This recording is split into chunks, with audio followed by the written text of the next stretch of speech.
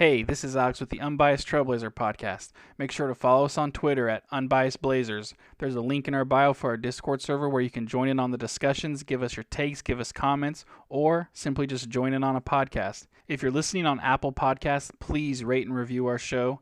And if you're listening on Spotify, there's a new feature where you can rate our show as well. Now, let's get to the show. Rip City, baby. 3, 2, 1, 0, 0. Lift off and the clock has started.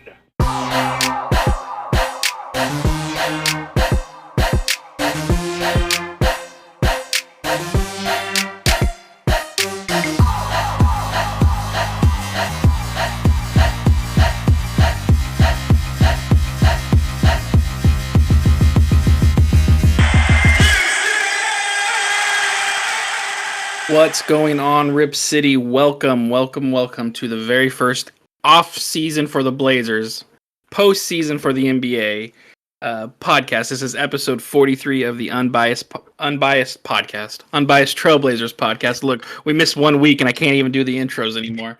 Jeez. I got Fouad here with me. I'm Alex. How you doing, Fouad?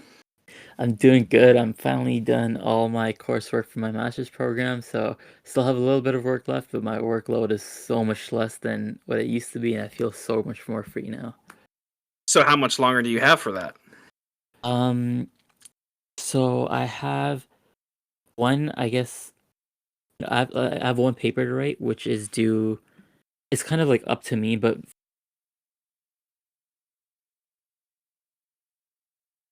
based basically, which is not, it's a good enough timeline. I won't feel too pressured to finish it quickly.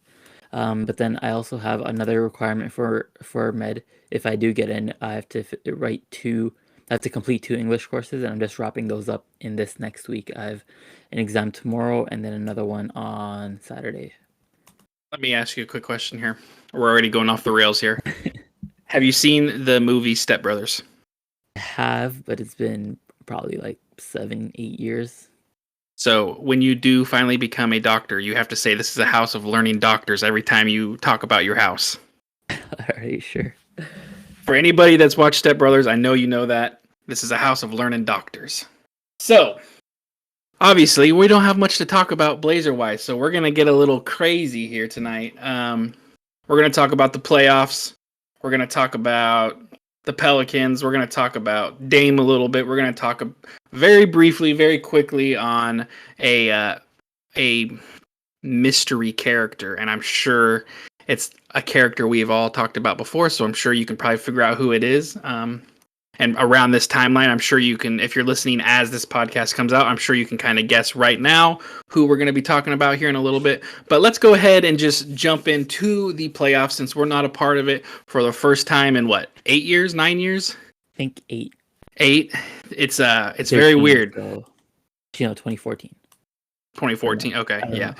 So it's been a while. I mean, we've been blessed to have playoffs every year, and even though some of the years were sweeps and bounce out of the first round, there's a lot of teams, Minnesota, the Kings, there's a lot of teams, Orlando, that would love to be able to be in the playoffs as much as we were.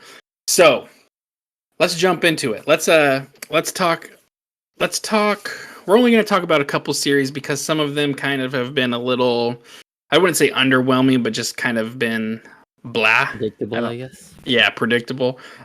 So with the unpredictability here, let's start off with the one that's probably shocked the most people, and it actually wrapped up tonight. This is the first series that has been, I don't know, how do I say this? Finished, finalized, completed. There we go. The 2-seeded Boston. Yeah, right. The 2-seeded Boston Celtics swept the Brooklyn Nets, and a lot of people honestly had Brooklyn, a lot of people, even media, were saying, Brooklyn's gonna be the champion, or which I get why they would say that. They have Durant, they have Irving, and a bunch of young guys, and there's this guy sitting on the end of the bench that dresses really crazy every day. I don't really know what we call him, if he's a player or not anymore, but so let's talk about that. Let me just say this. I'm not surprised. How do I want to put this? I'm not surprised I didn't have them going far. I actually think in our NBA bracket challenge that we have, I have them losing to Boston. I'm surprised they got swept. I will say that's where I'm surprised. I think I had them winning in Boston winning in 6 or 7, so I am surprised that they got swept. But this is the one series I usually only caught the end of this game. It seemed like all the games were always on early, so by the time I got home and settled down, it was towards the end of every game. But from looking at this, I know stats doesn't tell you everything, but it looked, and listening to the media, Kevin Durant, I don't know if it's the coaching, and I don't know, Fuad, if you watched much of it, but it sounded like Brooklyn could not figure out a way to get Kevin Durant easy shots. Like, it seemed like he was always having to get tough shots. Like I said, I haven't watched much, so I don't want to say too much, but Jason Tatum's playing out of his mind, playing great. Honestly, Kevin Durant played good. From what I saw, he was taking a lot of tough shots. It was taking a lot to get his shots. Did you watch much of this series? Yeah, I didn't watch every single all 4 quarters of every single game, but I did probably catch the bulk of it. I think I caught most, or at least half of probably every single game. And yeah, the Celtics defense on him was it was crazy. If he wasn't being doubled, he was just being defended straight up really well. Whether that was Tatum or Smart or again, double teams by whoever was on him. So he had a lot of difficulty getting good looks, and even I think that over the course of the game, that took a toll on him. And even when he would get a good look occasionally, he was still missing those for a lot of the games. One of his games, he shot 4 for 17 or something. So, yeah, I think I've never seen him struggle this much in a series. I think the OKC. Oh, back when he was with OKC, I think the series against the Warriors was pretty bad, but in the last 5 years or whatever it's been since then, I haven't seen him struggle like that ever. He's usually just so tall, he can shoot over whoever's guarding him. It doesn't really matter. But I think the defense really got to him this time around. They defended him well. I was also wondering maybe if the Achilles kind of slowed him down a little bit, or maybe it shook his confidence. I don't know what's going on, but it was definitely unprecedented.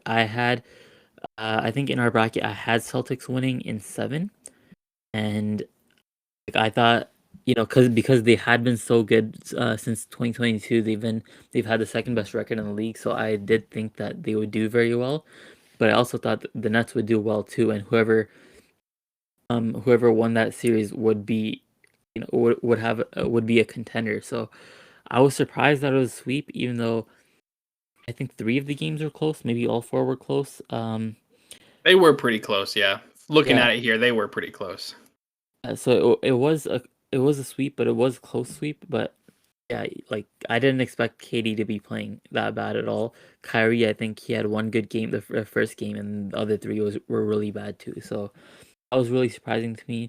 I still thought it was an entertaining enough series overall, but yeah, definitely a surprising outcome in terms of the number of games and the way KD played. So. Let's see how the Celtics do moving forward. I think they showed a lot this series, and they didn't have Robert Williams for I think the first 2.5 games. First 2, like yep. That. Yep. So yeah, I think they're a good team, and they're a threat to win it all. Well, and honestly, it goes to show you, prime example right here, how important defense is. And I know we we have such a good offense, but our defense is terrible, and it just shows you. You get a team that buys in on defense and focuses on defense and gets players that are capable of playing defense. You can stop these teams that are favored. It's crazy to think that a 7 seed was favored to beat a 2 seed, as much as people were saying, and they get swept. And it was like you said, one of the best players in the world, Kevin Durant, struggles not because he's missing wide open shots. He's being contested and being guarded heavily. And it's that's the kind of defensive intensity you have to win, and hopefully that's what we're building towards, because it was enjoyable watching them play defense and getting stops. And let's be honest, I know defense isn't super fun to watch, but back when Memphis was going all grindhouse and everything was defense oriented. That was so exciting to watch them like get down and like just grit and grind and play defense like, like madmen. Good defense is fun to watch, at least in my opinion. I agree. enjoy watching it.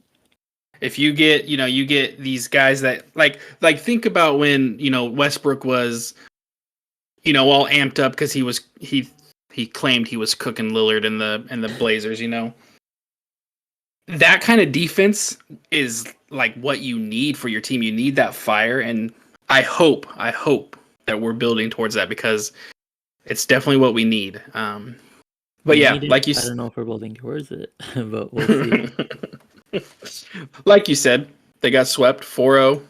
Most of the games, I think almost all the games, honestly, were close. 1 point, 7 points, 6 points, 4 points. Yeah, they were all pretty close games. They got swept. Jason Tatum played great. Jaylen Brown played, he didn't play. I wouldn't say he was like he was definitely the number 2. He was definitely the CJ McCollum to Lillard, and he definitely held his own. And still to this day, I'm telling you, he's one of my favorite guys, and I would love to have him on our team. I know it's not going to happen, but I can dream, right?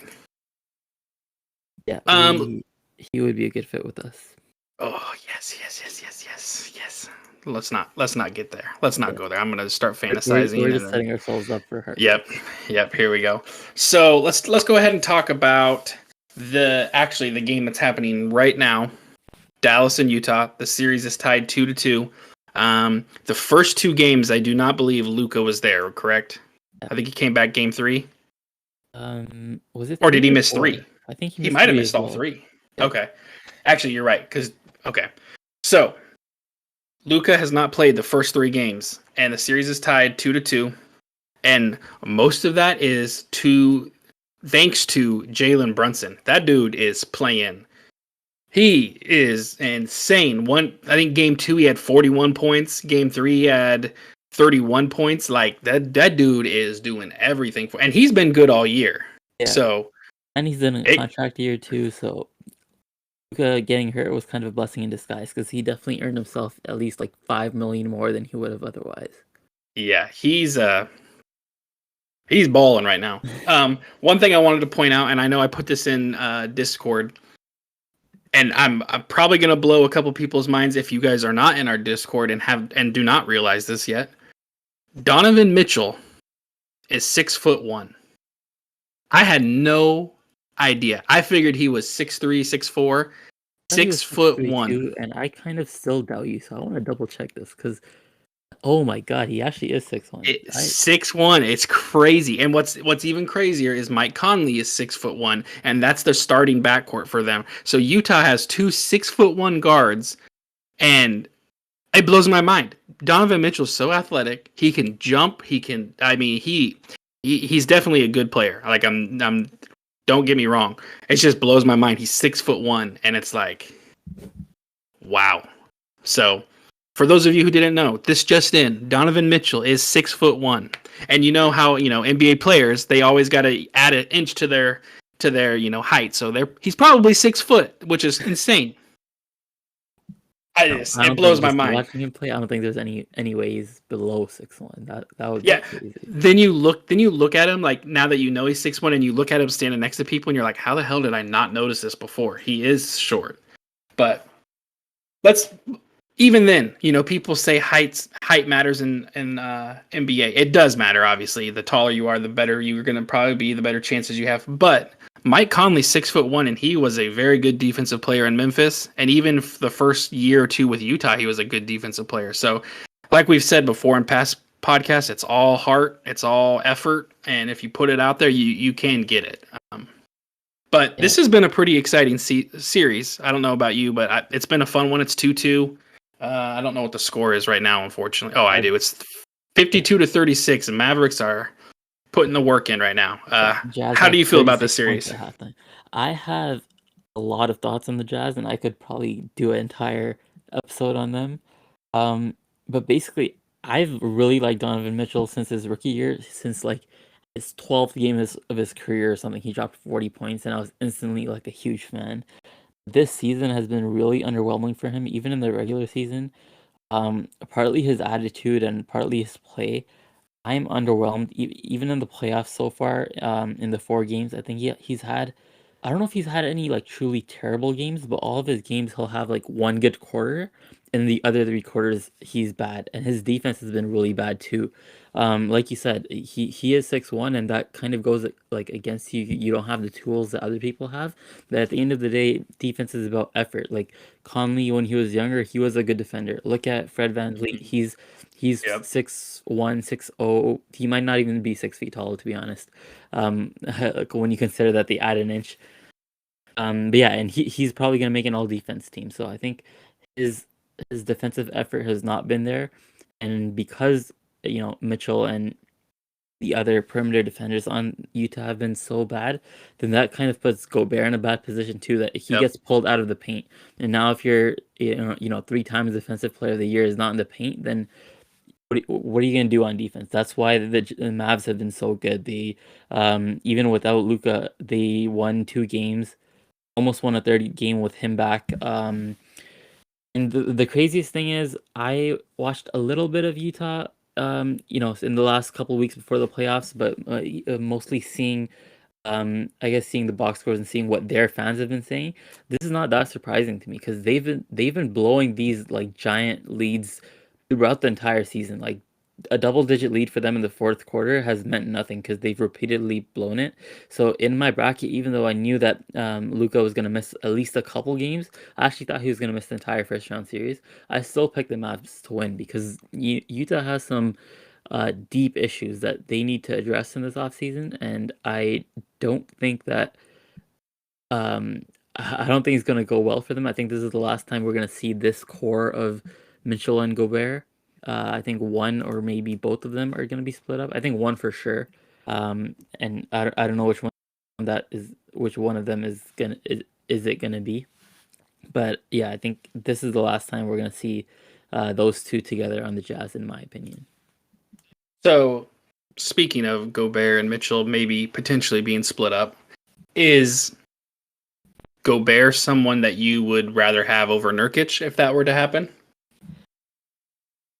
I think Gobert is better than Nurk. But I think that I don't know, like, because with Nurk, you have to consider his relationship with Dame, in my opinion. So if we're getting Gobert, then I have to consider, is Nurk coming off the bench or are we trading Nurk away? And then how does Dame feel about either of those situations? Like if Nurk is traded away, will Dame be upset? And if Nurk is coming off the bench, is he gonna be upset and play poorly because he's losing his minutes?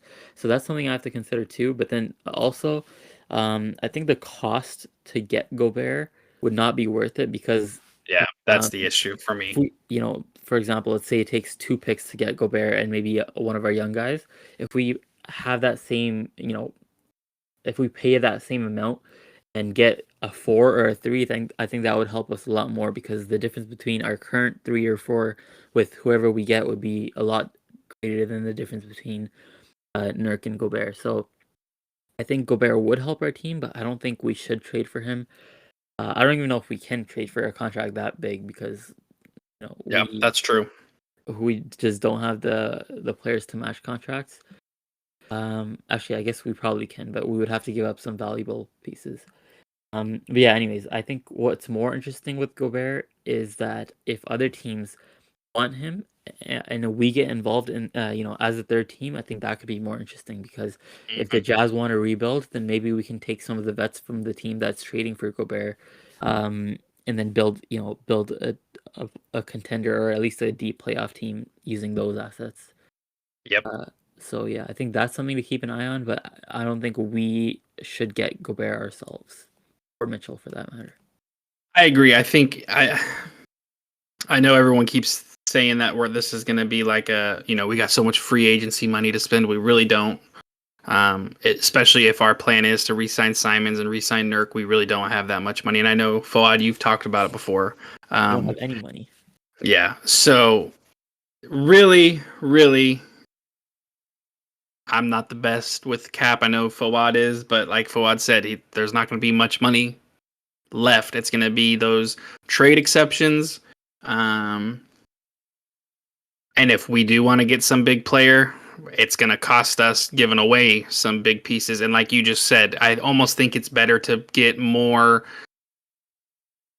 I don't want to say role players, but a more balanced out roster. Kind of like how Phoenix is, where you have all these guys that can come in and you're not really losing much. You're not gaining much, but you're not losing much. To me, at least, I think that's the best bet for us right now.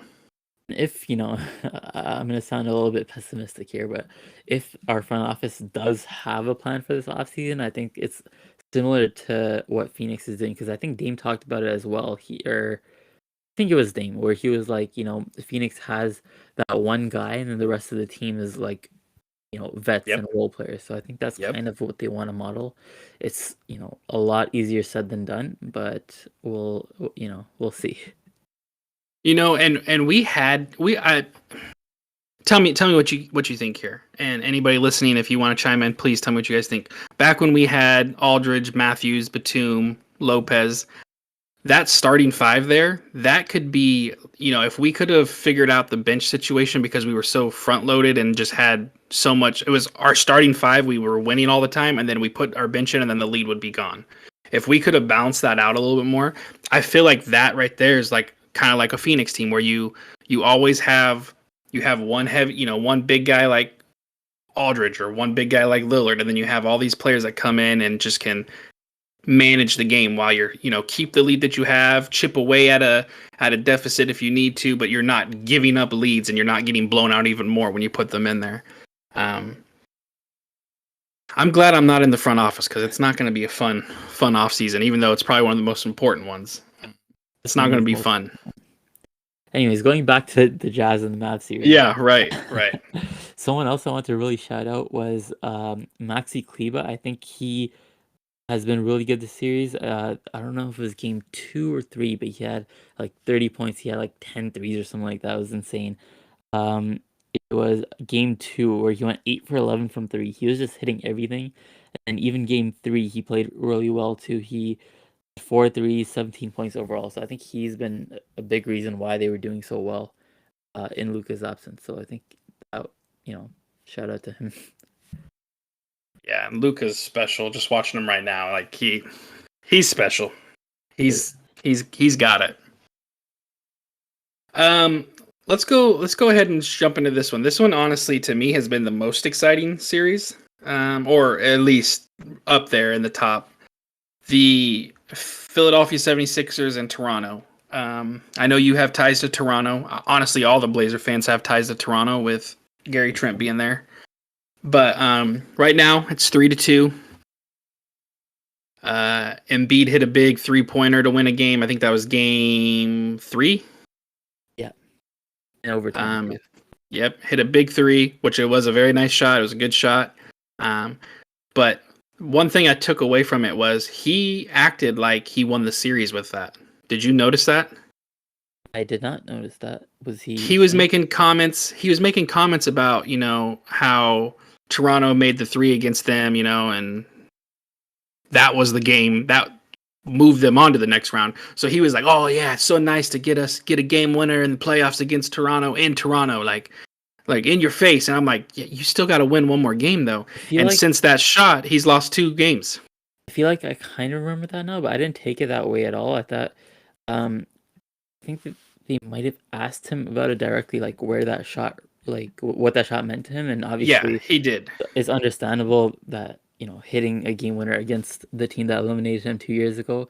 I get that it would mean a lot, but I think he did say afterwards that the job's not done and they still have to win one more to end the series. So I don't think he was being overly cocky or anything. I think it was just you are right. He did say that. The part though that kind of rubbed me wrong was that he specifically said, honestly, rubbed me wrong. That's even like an over exaggeration, but just like I thought was kind of cheesy was like when they asked him that question, he said, "I'm glad I did it in Toronto and not in Philadelphia." Like, oh, okay. To me, it's like, who cares where you make it at as long as you make it. I mean, yeah, I get why you say you're glad you made it there since they did it to you, but they did it to win the series. You just did it to win a game. But anyways, kind of off that high horse. I definitely get I definitely get that opinion, but I also I like that for the same reasons because it kind of shows some personality and some unique answers rather than the same, That's scripted, true. not scripted, but the same generic answer that most players give. So I can get why some people, especially if you're a Raptors fan, you might not like that at all. But I personally, I like it. I encourage it. So Well, I I'm didn't have gonna an be issue. honest with you. I like NBA drama, so go ahead and stir it up. I'm good with all of it. I think it makes it more exciting.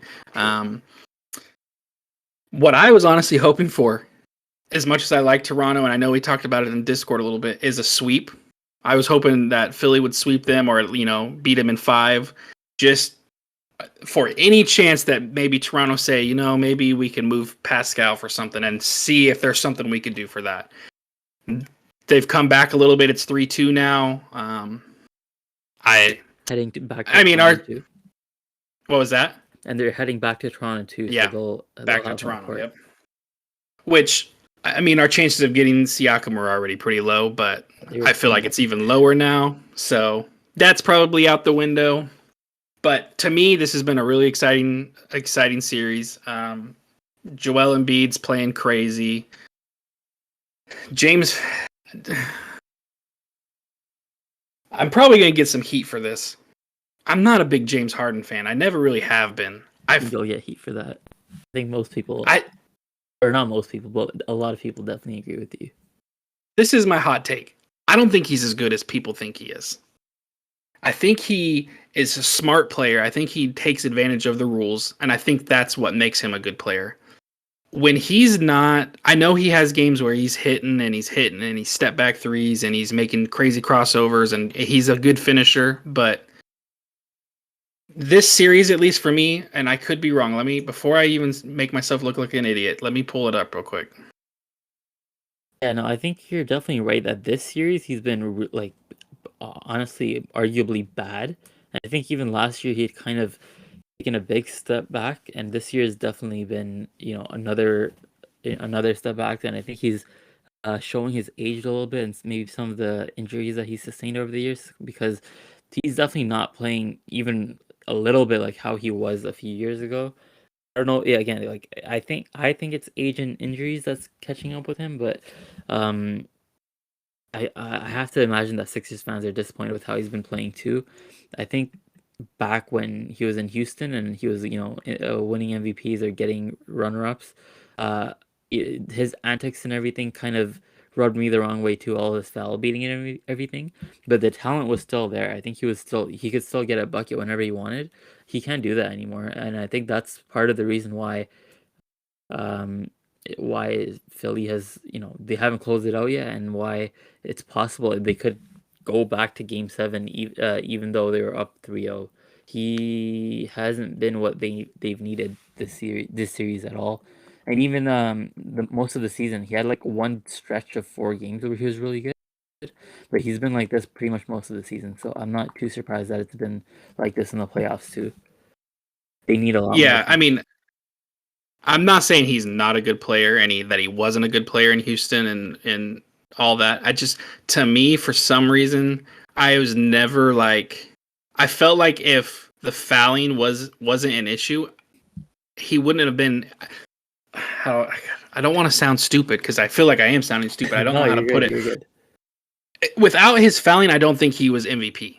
I feel I don't know how to I say mean, this. I'm trying. I'm trying so hard. you're not alone with that. I know a lot of people do feel that way, but um, yeah, I feel like that's he's a like very streaky shooter. I think like when he's on, and it's kind of like Gary Trent. When Gary Trent's on, he's on, but when he's off, and it's like then he goes into trying to draw fouls, and it's like he almost worries more about getting the foul than making the shot, and that drives me definitely, crazy. yeah. His play style definitely drives me crazy too, and it's not fun to watch when he's doing that at all.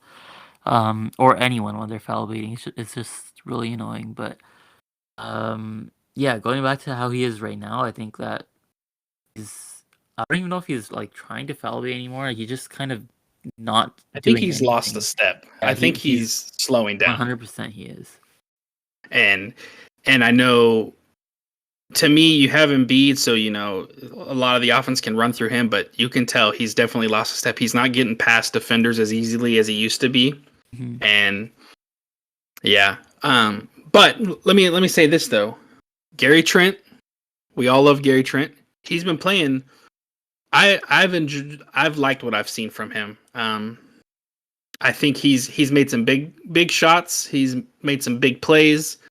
Not always consistent. I think that's always been his biggest knock, is he's never been like fully 100% consistent, but there's been games where he's one of the reasons why Toronto was either in the game or won the game. Another player that's been really surprising and fun to watch is Anunoby. I've really enjoyed watching him. He's another person that a lot of Raptors and a lot of Blazers fans want to target. I don't know how realistic it is, but he definitely would fit really well with us. I would love to have Anunoby. At the beginning of the season, when we were talking about trying to get Siakam, I didn't think that, not that he wasn't good, I just didn't think that was a player that we could even realistically get, because I felt like Toronto liked him too much, and it probably still the same way. They probably like him too much to want to move him. But they kind of have a packed room there at the forward position with Siakam and OG and Scotty Barnes, because those are three really good players. And even they have the what's his name, Precious. I mean, he's not like crazy good, but he's definitely serviceable, and he's a good player to have. So they're kind of loaded in that little 4-5 area. Yeah, so I'm hoping that is Scotty considered a 4? Or is he a small forward more? I mean, I guess they're all they're all replaceable with each other. They're flexible. I would probably consider him more of a 4, but he can play the 3. He can probably even play the 5 in small ball lineups, depending on who the 6-7. Yeah, he definitely can play the 4. Especially with the way basketball's going now. He can handle the ball. He can be your point guard too. So he's very versatile. Which he just won Rookie of the Year. I know we haven't really talked about awards or anything, but he just won Rookie of the Year. So shout out to that. Anything else you want to talk on this series? I know we haven't really talked much about it. I guess I'll just add on Gary Trent. I don't know if you heard, but he was really sick the first 2 games, and even before the series started. He had some non-COVID illness. They didn't say exactly what it was, but that's why his first few games, his first game and second game, he only played like 10 minutes anyways because of how sick he was. But I think that's partly why he's been struggling more than normal. He is inconsistent normally too, but I think that if he was fully healthy, and I don't know if maybe he is now, but definitely at the start of the series he wasn't. So first 2 games he was bad. Third game, like you said, he was really good. He was probably their best player, and why they even got to overtime. And then game, what was it, 4? I think he started off really hot in game 4, but I think his second half was kind of cold. So he has been streaky this series, but I think part of that is because he might still be feeling some lingering effects of the illness rather than his normal inconsistency. But maybe that's just me wanting to defend my favorite player. Maybe I'm being biased. Who knows? Sure. But yeah, one thing has been really good this series. We talked about it. Has. So yeah, go ahead. One thing I wanted to say, because I've not in our Discord or on Twitter, but mostly on Facebook, I've heard, and I'm just going to put this out here right now. Tobias Harris has had a really good series.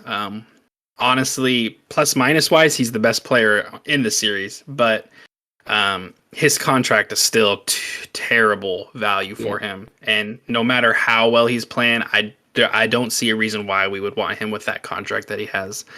Although I will say, his defense has been a big step up. He's made some big shots. He's actually been really good this series. Yeah, really good. It's crazy actually how it almost seems like he's put a lot of emphasis on defense. But Facebook people, if you're listening, I don't think Tobias Harris is something that we want on our team. He's a good player, but that contract is that's up there. Mm-hmm. Last but not least, I know we haven't covered all of them, but we didn't want to spend 4 hours talking about playoff basketball when a lot of us don't even really care about these teams. But we do care about this. I know it's kind of hard to talk about because we lost out on a pick, but what's done is done. We've always talked about how we like CJ here. between me and you, and I know a lot of other people like CJ. So since I don't really have a dog in this fight anymore, I hope the Pelicans win. I hope CJ goes far. I hope he hasn't played the greatest in the playoffs so far, but Yeah. he's, let's put it this way. And I think a lot of Pelicans fans have said this that I've seen. He's making it so much easier for Brandon Ingram to score and to be open and to get, easier shots. That's something that, not because CJ wasn't good, but the positions, so with Dame and CJ being, essentially the same 1-2, 1-2 either way, CJ makes it so much easier for Brandon Ingram. And you can tell. I mean, Brandon Ingram's having a hell of a playoff series, and I enjoy watching Brandon Ingram. I would have loved to have him on our team. It's not going to happen. But for you, how do you feel with the Pelicans? How do you feel this whole series? Right now, the series is tied 2-2, I believe. Yeah, 2-2. Obviously, Devin Booker's been hurt the last couple games, so that really hurts them. But even then, I mean, even when they had Devin Booker, they won one game and lost one. So, how do you feel this series is going? So I want to root for CJ, and obviously I like CJ a lot as a person and a player, and he hasn't had a great series. He's had like one good game and a couple like just okay games. But yeah, like you talked about, he's opening up the floor for Ingram more, and Ingram has been ridiculous. And I think he's also been playmaking very well too. He's averaging 6 assists, which is actually Yeah. more than I I think that's the expected. biggest outcome, or like the biggest thing to me, is how good his playmaking has been. So that's helping the rest of the team play well too, and obviously his leadership abilities. I'm sure that's having a strong effect as well, keeping that team together. But also, what I've noticed, like watching him play and watching these games, is that a lot of the times he's making some really good passes and they're still not finishing. So even though he's averaging 6 assists, I think that if I've seen them miss a lot of really easy shots off his passes, and he's had like really good finds too. So I think he could have been averaging even higher, like maybe 8, if if people just finished his passes more. Yep.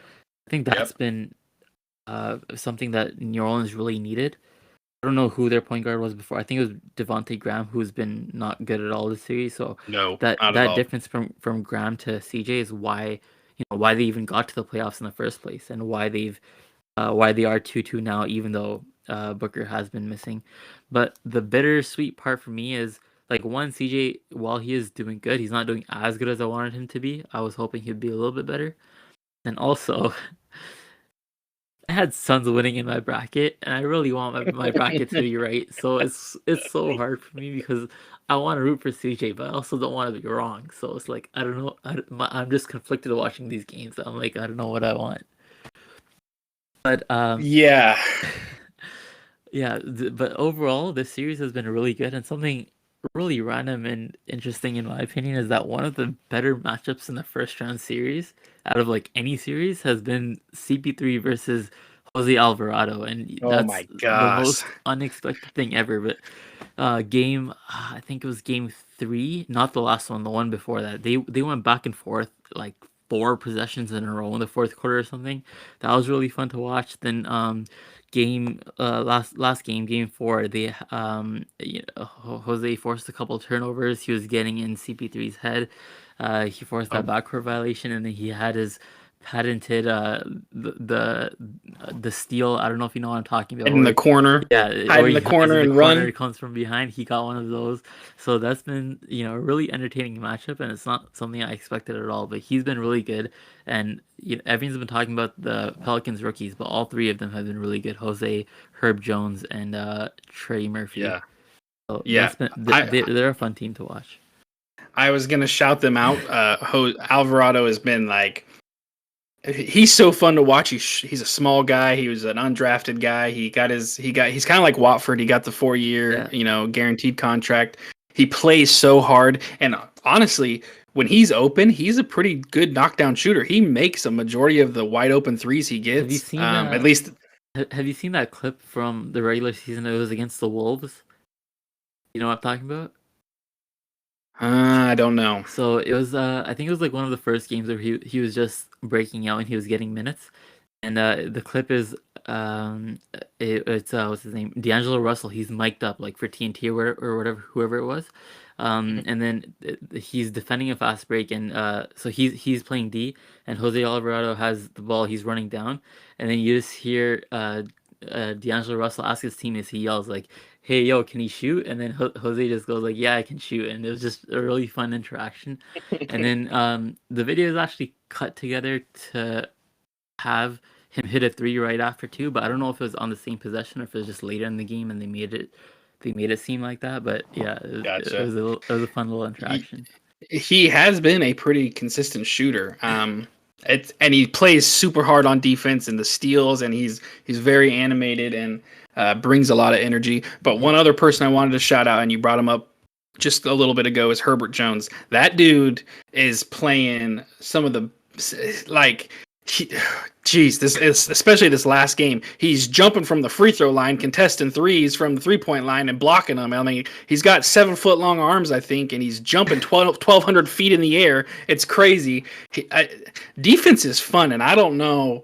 I mean, I want more of that. Like, that's what I want for us. I want dudes that want to just sell out on defense and go all out for it, and it's enjoyable to watch. And so shout out to Herbert Jones, shout out to Jose. Both of them are fun to watch. And honestly, I'm gonna shout out one more person, Larry Nance, who was the reason we lost our pick because he played unbelievable in that Clippers game. He's still making winning plays, and this is exactly why we were so excited to have him. He makes the necessary plays, the little plays that maybe don't show up on the stat sheet, but he's one of the main reasons that they're winning. He's making the plays that are needed, and we all agree the CJ trade was a pretty good trade, but it kind of felt like we threw Larry Nance in there just to throw Larry Nance in there.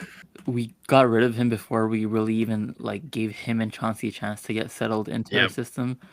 It was just really upsetting that we kind of didn't even give them a chance to work out, and he still had some good games with us, even though he was a little bit underwhelming. But if we let him play for the whole season, I think he would have. He would have found his rhythm more and been a lot better for us. But I guess we gave up on that. But really quickly, going back to Herbert Jones, yeah, he's been ridiculous, and he might even be on an all defense team as a rookie. And a couple people I'm in another Discord server with, I'm kind of I've been friends with Basketball Wise for a couple of years. Nick from the draft episode is one of them. There's a lot of Pelicans fans on that server, and they've just been talking about how good he's been all season. So I've watched a couple games before the playoffs as well, and his defense is just really fun to watch. So I am I'm enjoying watching him, and I wish we had someone like that. I guess Trendon is an okay defender as well, but Herbert Jones is just he's been crazy. Yeah, especially he makes winning plays. Yeah. One thing I wanted to talk real quick about that has to do with the Pelicans and us. Once again, I'm going to bring this up. Facebook groups that I'm in. I saw a lot of this, and it kind of blows my mind. I'm going to go on a little rant here for a second, so rein me in if I go too long. Back before the play-in even started, and we were worrying about if the Pelicans were going to make the playoffs. Especially Facebook, which I don't know. I'm not throwing out accusations here, but Facebook's a little scary with some of the opinions I see out there.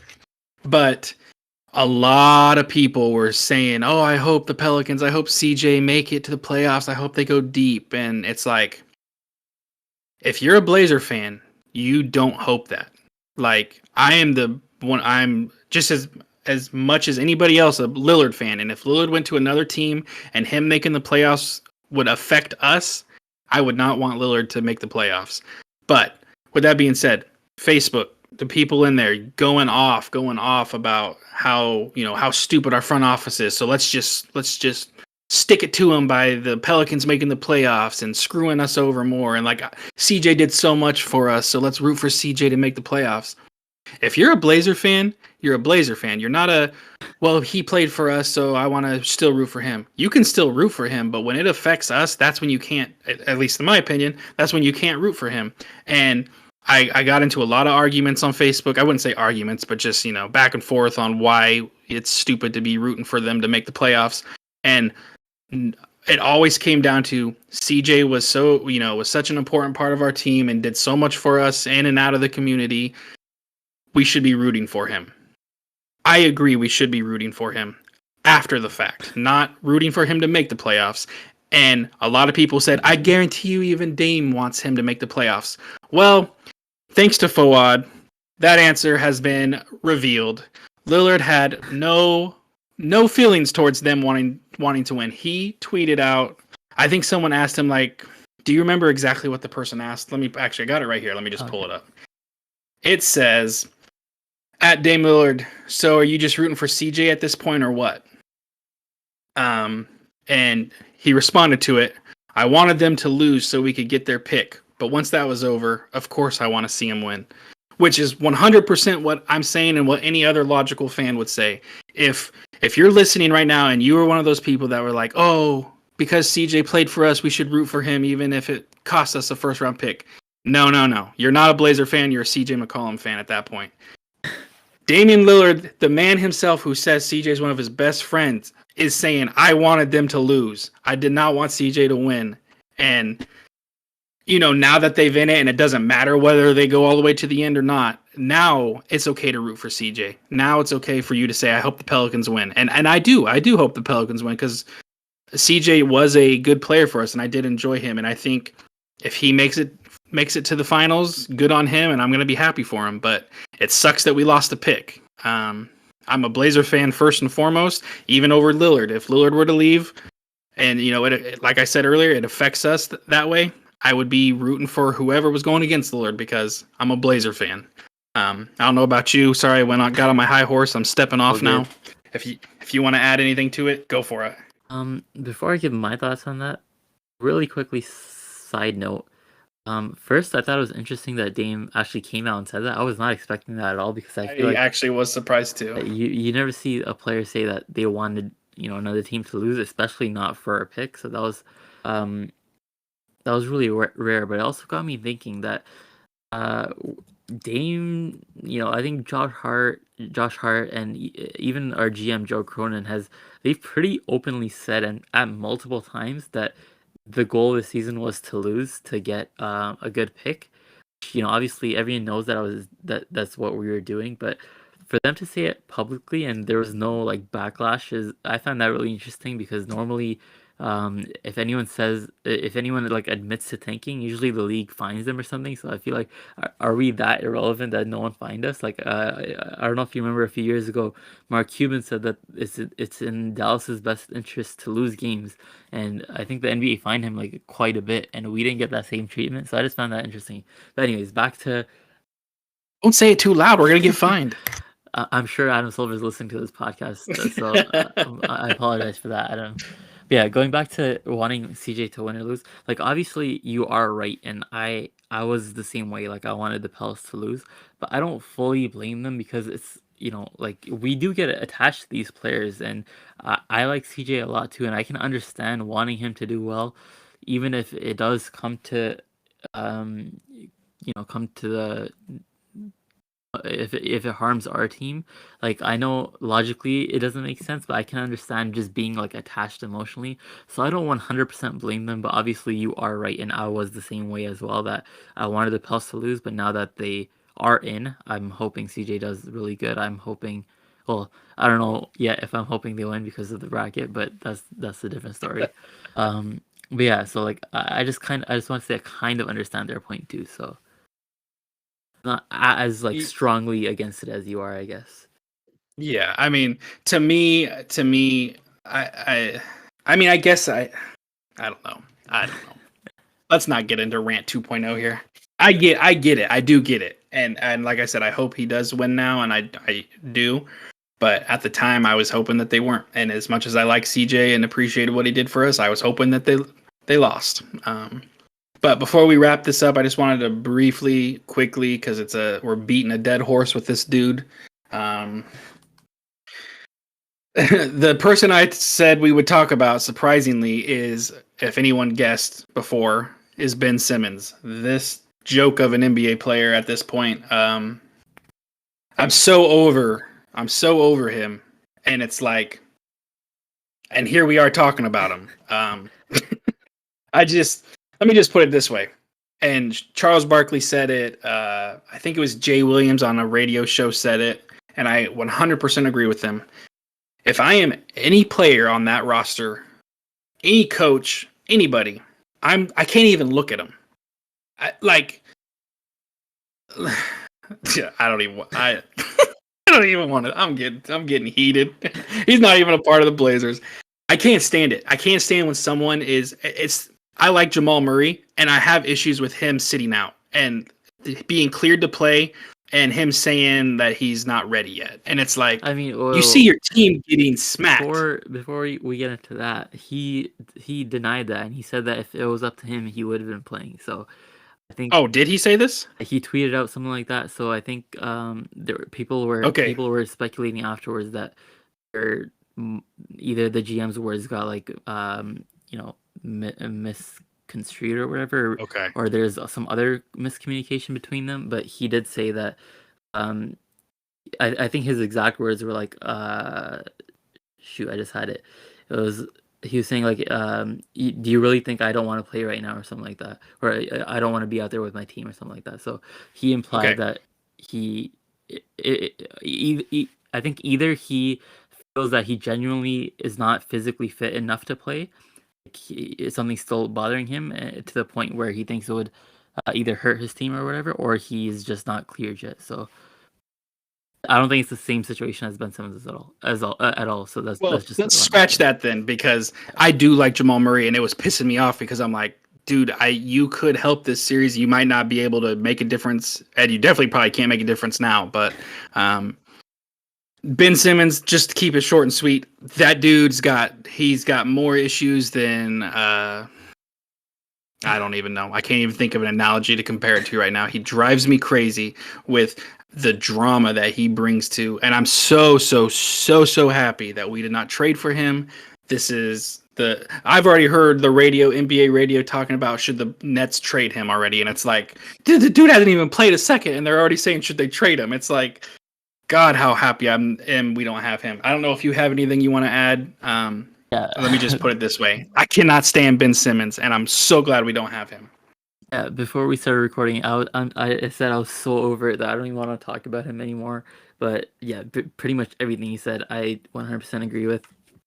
He didn't even show up to the game today. I don't know how much his. Did he really not show up? It was in Brooklyn. Yeah, he came to the other three, or at least the other Brooklyn one.